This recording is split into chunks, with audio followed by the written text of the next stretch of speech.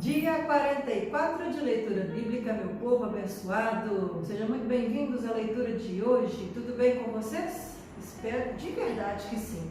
Se estiver precisando de alguma coisa, alguma necessidade, alguma dúvida, pode continuar conversando, perguntando, mandando mensagens, colocando os comentários que você achar pertinente ou reveladores para você, à medida que você for ouvindo a palavra de Deus, ok?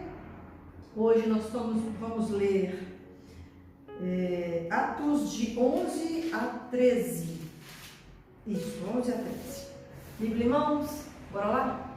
Tá gostoso, não tá? Ouvir a história de Atos, dos Atos dos Apóstolos, daquilo que eles fizeram, do que eles passaram, das dificuldades, mas também da fé, dos milagres, da bênção, não é mesmo? Atos 11, verso 1 diz assim: Os apóstolos e os irmãos de toda a Judéia ouviram falar que os gentios também haviam recebido a palavra de Deus. Assim, quando Pedro subiu a Jerusalém, os que eram do partido dos circuncisos o criticavam, dizendo: Você entrou na casa de homens incircuncisos e comeu com eles. Pedro então começou a explicar-lhes exatamente como tudo havia acontecido. Eu estava na cidade de Jope, orando. Caído em êxtase, tive uma visão. Vi algo parecido com um grande lençol sendo baixado do céu, preso pelas quatro pontas e que vinha até o lugar onde eu estava. Olhei para dentro dele e notei que havia ali quadrúpedes da terra, animais selvagens, répteis e aves do céu. Então ouvi uma voz que me dizia: Levante-se, Pedro, mate e coma. Eu respondi: De modo nenhum, Senhor. Nunca entrou em minha boca algo impuro ou imundo. Não falei da outra vez de ontem, não, mas o animal impuro e imundo eram os animais que eram classificados mesmo no Antigo Testamento sobre aqueles que poderiam comer e os que não poderiam comer. Ele está dizendo assim: olha, nunca coloquei na boca nenhum animal que fosse impuro ou impróprio para poder ser comido, conforme a lei que Deus deu. Versículo 9. A voz falou do céu segunda vez: Não chame impuro ao que Deus purificou. Isso aconteceu 3 vezes. Então tudo foi recolhido ao céu. Na mesma hora chegaram à casa em que eu estava hospedado 3 homens, que me haviam sido enviados de Cesareia. O Espírito me disse que não hesitasse em ir com eles. Estes 6 irmãos também foram comigo e entramos na casa de um certo homem. Ele nos contou como um anjo lhe tinha aparecido em sua casa e dissera: Mande buscar em Jope Simão, chamado Pedro. Ele trará uma mensagem por meio da qual serão salvos você e todos os da sua casa. Quando comecei a falar, o Espírito Santo desceu sobre eles, como sobre nós no princípio. Então me lembrei do que o Senhor tinha dito: João batizou com água, mas vocês serão batizados com o Espírito Santo. Se, pois, Deus lhes deu o mesmo dom que nos tinha dado quando cremos no Senhor Jesus Cristo, quem era eu para pensar em opor-me a Deus? Olha que comportamento digno, hein? Ouvindo isso, não apresentaram mais objeções e louvaram a Deus, dizendo: Então Deus concedeu arrependimento para a vida até mesmo aos gentios. Aleluias, esses somos nós. Aleluias.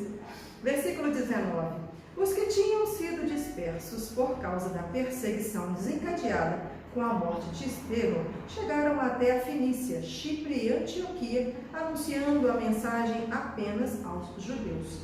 Alguns deles, todavia, cipriotas e sirineus, foram a Antioquia e começaram a falar também aos gregos, contando-lhes as boas novas a respeito do Senhor Jesus. A mão do Senhor estava com eles, e muitos creram e se converteram ao Senhor. Notícias desse fato chegaram aos ouvidos da igreja em Jerusalém, e eles enviaram Barnabé a Antioquia. Este, ali, chegando e vendo a graça de Deus, ficou alegre e os animou a permanecer fiéis ao Senhor de todo o coração. Ele era um homem bom, cheio do Espírito Santo e de fé, e muitas pessoas foram acrescentadas ao Senhor.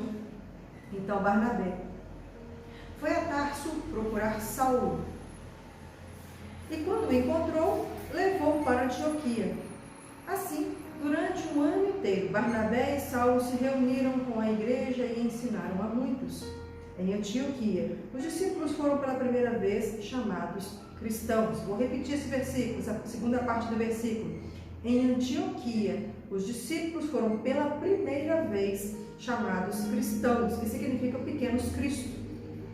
Versículo 27, naqueles dias, alguns profetas desceram de Jerusalém para Antioquia. Um deles, Ágabo, levantou-se e pelo Espírito predisse que uma grande fome sobreviria a todo o mundo romano, o que aconteceu durante o reinado de Cláudio. Os discípulos, cada um segundo as suas possibilidades, decidiram providenciar ajuda para os irmãos que viviam na Judéia. E o fizeram, enviando suas ofertas aos presbíteros pelas mãos de Barnabé e Saulo. Atos 12. Nessa ocasião, o rei Herodes prendeu alguns que pertenciam à igreja, com a intenção de maltratá-los, e mandou matar à espada Tiago, irmão de João. Vendo que isso agradava aos judeus, prosseguiu, prendendo também Pedro durante a festa dos pães sem fermento. Tendo prendido, lançou-o no cárcere, entregando para ser guardado por 4 escoltas, de 4 soldados cada uma. Herodes pretendia submetê-lo a julgamento público depois da Páscoa. Pedro, então, ficou detido na prisão, mas a igreja orava intensamente a Deus por ele. Na noite anterior ao dia em que Herodes iria submetê-lo a julgamento, Pedro estava dormindo entre 2 soldados, preso com 2 algemas, e sentinelas montavam guarda à entrada do cárcere. Pensa a quantidade de gente para tomar conta dele, com algema, prendendo ele. E repentinamente, no versículo 7, fala assim: apareceu um anjo do Senhor e uma luz brilhou na cela. Ela tocou no lado de Pedro e o acordou. Depressa, levante-se, disse ele. Então, as algemas caíram dos punhos de Pedro. Ai, que experiência linda! O anjo lhe disse: vistam-se e calce as sandálias. E Pedro assim fez. Disse-lhes ainda o anjo: ponha a capa e siga-me. E saindo, Pedro o seguiu, não sabendo que era real o que se fazia por meio do anjo. Tudo lhe parecia uma visão. Passaram a primeira e a segunda guarda e chegaram ao portão de ferro que dava para a cidade.